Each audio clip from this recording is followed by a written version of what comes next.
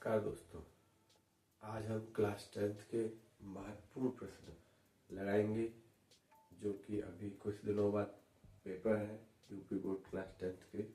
उसमें ये अवश्य ही आ सकते हैं, तो एक एक करके सारे प्रश्न लगाएंगे। इस वीडियो में हम 10 क्वेश्चन कवर करेंगे, 10 क्वेश्चन कवर करेंगे। तो पहला प्रश्न है, द्विघात समीकरण 3x² - 6x + k बराबर 0 के मूल समान है तो k का मान है। ठीक है, तो देखो सबसे पहले हम समीकरण को नोट कर लेना है। 3x² - 6x + k बराबर 0। ठीक, इसके बाद इस समीकरण की जो द्विघात समीकरण का जो मूल रूप होता है उससे इसकी तुलना कर देंगे। तो ax² - bx और प्लस c, यहाँ पे भी हम प्लस कर देंगे बराबर में 0। तो ये द्विघात समीकरण का मूल रूप है। अब इससे हम abc के मान निकाल लेंगे। यहाँ लिख देंगे से तुलना करने पर, से तुलना करने पर, तो ए का मान यहाँ पे निकाल लेंगे। तो ए का मान क्या होगा, तो इसकी तुलना करेंगे तो ए का मान 3 हो जाएगा। बी का मान क्या होगा, तो बी का मान जो हो, बी का मान आ जाएगा -6। इसी प्रकार सी का मान क्या हो जाएगा, सी का मान होगा कि इस तरह से हम लोगों को ए बी सी के मान निकाल लेने हैं। इसके बाद अब हम लगाएंगे सूत्र। जब भी क्वेश्चन में बोला जाए द्विघात समीकरण के मूल समान है तो इसके लिए सूत्र है, यूज करेंगे b² - 4ac बराबर में 0। ठीक है, ये वाला फॉर्मूला हम यूज करेंगे।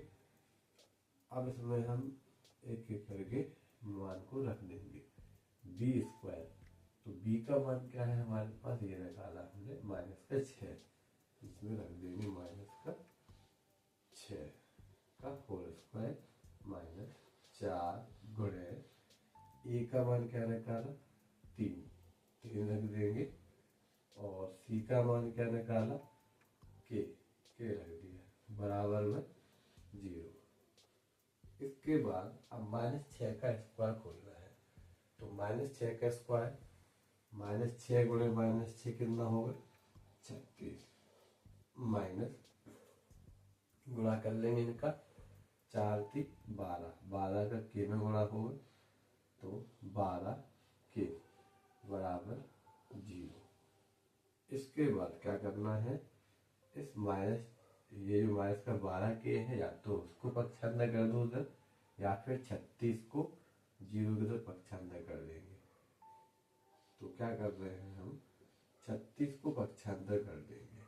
तो 36 का है अभी माइनस प्लस करोगे, तो इसको पक्षांतर करेंगे तो माइनस का हो जाएगा, माइनस से माइनस कैंसिल होगा, और 12 से 36 3 बार में 12 × 36 के बराबर 3। ये आंसर आ जाएगा, इसका आंसर होगा के बराबर 3।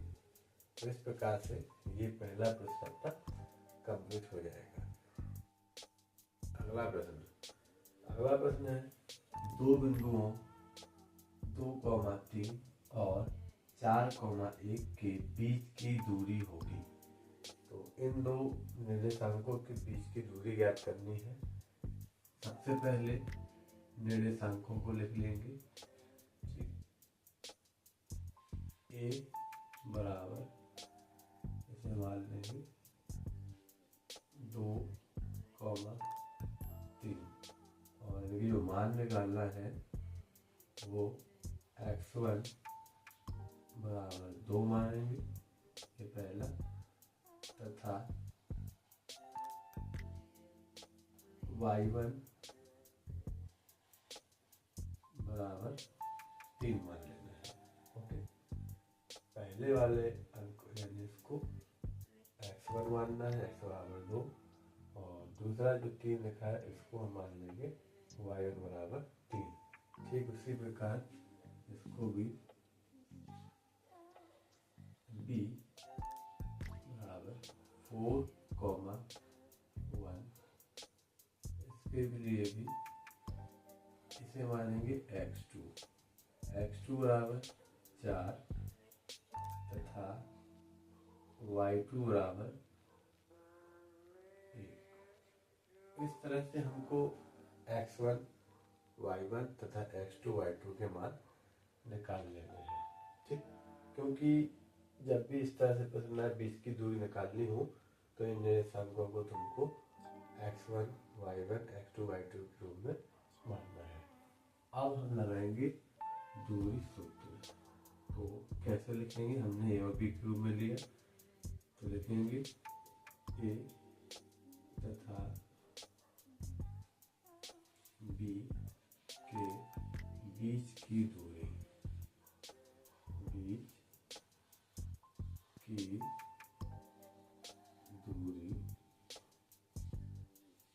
d से लिखा जाता है इसको। d बराबर अंडर रूट, इसका सूत्र होता है वो x1 माइनस x2 का whole square plus y1 minus y2 का होल स्क्वायर। ये इसका सूत्र होता है। इसको चेंज करके भी लिख सकते हैं x2 माइनस x1 का whole square plus y2 minus y1 का होल स्क्वायर। देखिए ब्रैकेट के अंदर है, होल स्क्वायर चढ़ा है तो बाहर जो मान निकलेगा वो सेम ही निकलेगा, इससे कोई फर्क नहीं पड़ेगा। तो अब हम इसमें क्या करेंगे, मान रखना है। ठीक, तो x1 का मान जो हमारे पास है वो कितना है 2, तो यहाँ पे क्या रख देंगे 2 माइनस x2 का मान कितना है 4 रख दिया, इसका होल स्क्वायर। ठीक उसी प्रकार y1 का मान 3 रख देंगे माइनस y2 का मान 1 और इसका भी होल स्क्वायर। अब इसको और सॉल्व करेंगे तो 2 में से 4 घटाना है, कितना बचेगा माइनस का 2।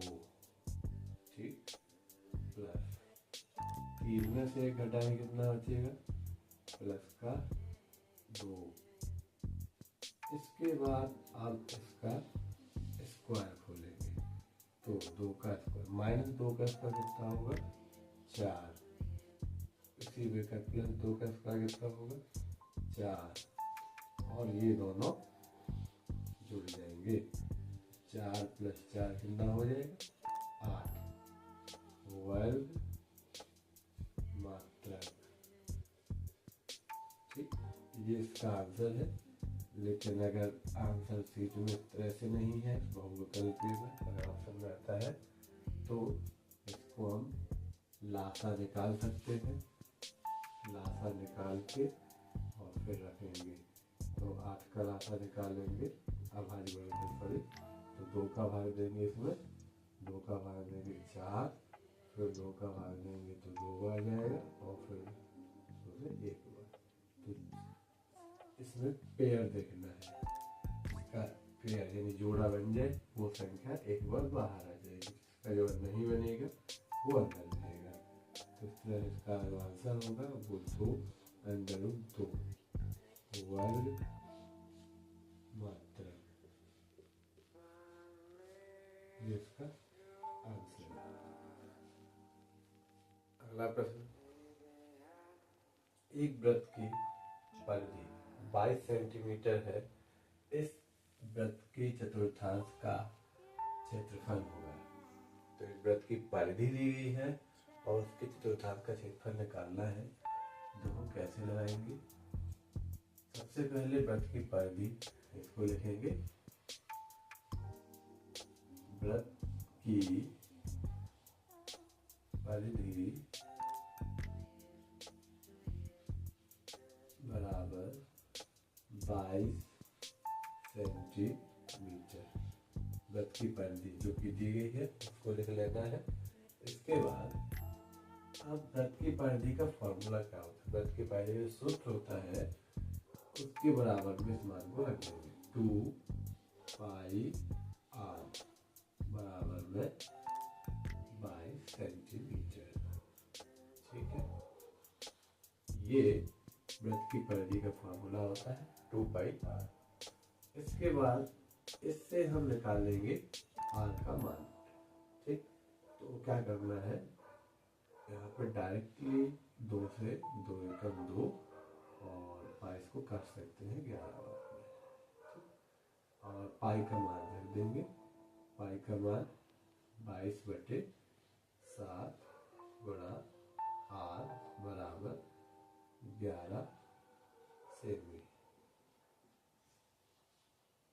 इसके बाद 7 बटे में है, r के बटे में है तो गुणा में जाएगा, और 22 r के गुणा में है तो बटे में जाएगा। तो पक्षांतर कर देंगे दोनों का एक साथ ही, तो 11 गुणा 7 बटे में 22, और 11 से 22 को काट देंगे, 11 एकम 11, 11 दूनी 22, तो r बराबर 7/2 सेमी। ये हमारी त्रिज्या निकल आई। अब हमसे क्या पूछा गया है, वृत्त के चतुर्थांश का क्षेत्रफल। इस फॉर्मूले को लिख लेंगे, वृत्त के चतुर्थांश का, वृत्त के चतुर्थांश का क्षेत्रफल। ओके, तो इसका जो फॉर्मूला होता है वो 1/4 पाई r स्क्वायर। ध्यान रखना, वृत्त के चतुर्थांश का क्षेत्रफल होता है 1/4 पाई r स्क्वायर, क्योंकि ये फोर्थ भाग है। वृत्त का पूरा वृत्त होता है, जब उसका क्षेत्रफल निकालते हैं तो पाई r स्क्वायर होता है। अर्धवृत्त का क्षेत्रफल निकालते हैं तो 1/2 पाई r स्क्वायर होता है। उसी प्रकार जब चतुर्थांश का क्षेत्रफल निकालेंगे तो 1/4 पाई r स्क्वायर होगा। अब इसमें हमको मान रख देना है, तो 1/4 का 1/4, पाई का मान भी रख देंगे 22/7 इंटू r का मान 7/2 आया है, तो यहाँ रख देंगे 7/2 r के स्थान पे, और इस पे चला देंगे होल स्क्वायर। इसके बाद 1/4 इंटू 22/7 इंटू, इसको खोल देंगे 7/2 इंटू 7/2। अब इसके कैंसिल करेंगे, 2 से इसको काट देंगे 1 बार, और 2 से भी काटेंगे 11 बार, और 7 से इसको कैंसिल कर देंगे। ठीक, तो अब जो बचा उसका मल्टीप्लाई, तो 11 का 7 में गुणा होगा, 11 7 77, और नीचे 4 दूनी 8 सेंटीमीटर स्क्वायर इसका आंसर होगा। इस तरह से हम वृत्त के चतुर्थांश का क्षेत्रफल निकाल लेंगे। सबसे पहले वृत्त की पहली 22 सेमी रखेंगे, उसके बाद मान रख लेना है, r का मान निकाल लेंगे, फिर वृत्त के चतुर्थांश का क्षेत्रफल रखेंगे, मान रखेंगे, और इस तरह से उसका आंसर निकाल सकते हैं। अगला प्रश्न, यदि n बराबर 5, n बराबर n+7, तो √m² + n² का मान होगा। सबसे पहले लिख लेंगे m बराबर 5, n बराबर m+7। ओके, तो हमें m का मान दिया गया है। ठीक, तो हम क्या करेंगे, m का मान जो 5 दिया गया है उस 5 को इसमें रख देंगे और n का मान निकाल लेंगे, क्योंकि अभी n का मान ही पूरा कंप्लीट नहीं। इसमें रख देंगे m की जगह पे कितना रखना है, 5, यहाँ रख देंगे 5 + 7 कितना हो गया, तो इसका मान हो गया 12। ठीक, तो हमारे पास m का मान भी है और n का मान भी है। अब हमें निकालना है इसका मान, तो इसको नोट कर लो, फिर इसमें हम मान रख देंगे बाद में। तो m² + n², इसमें मान रखना है m का मान कितना आया है, m का मान ये है 5, तो m का मान ये रख दिया मैंने 5। इसी प्रकार n का मान कितना है 12, तो यहाँ रख दिया कितना 12। ठीक, अब उनको ओपन कर लेंगे। 5 का स्क्वायर कितना होता है 25। ठीक है, 5 का स्क्वायर 25 और 12 का स्क्वायर कितना होता है 144।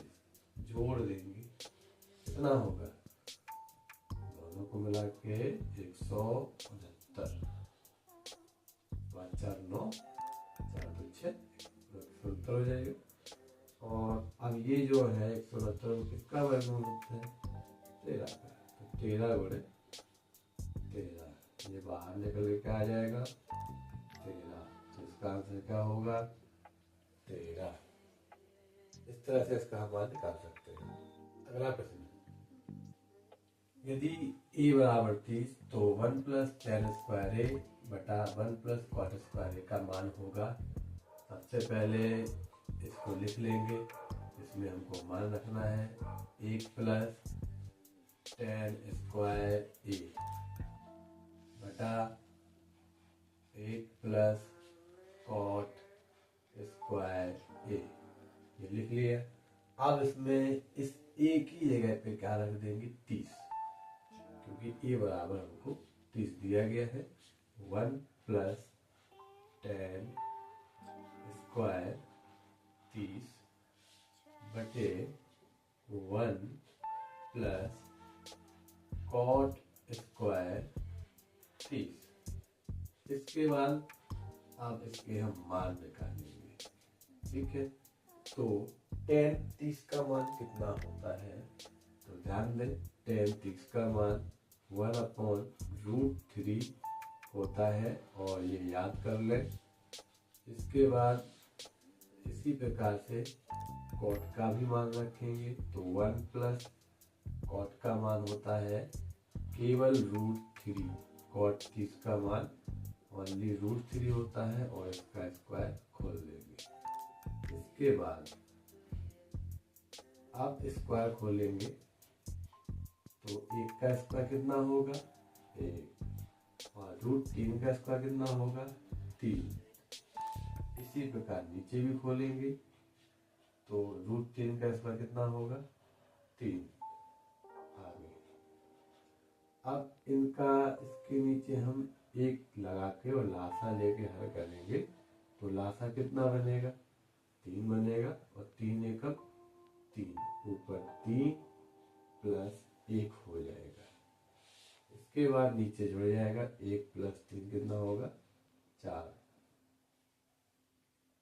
अब जोड़ देंगे, 3 + 1 ये भी कितना होगा 4/3 और बटा 4। इसके नीचे 1 लगाकर और अंदर अंदर और बाहर बाहर का मल्टीप्लाई कर देंगे, तो 4 गुणा 1/3 गुणे 4, ये 4 से 4 कट जाएगा, और हमारा आंसर 1/3 आ जाएगा। इस तरह से इसका आंसर निकाल लेंगे।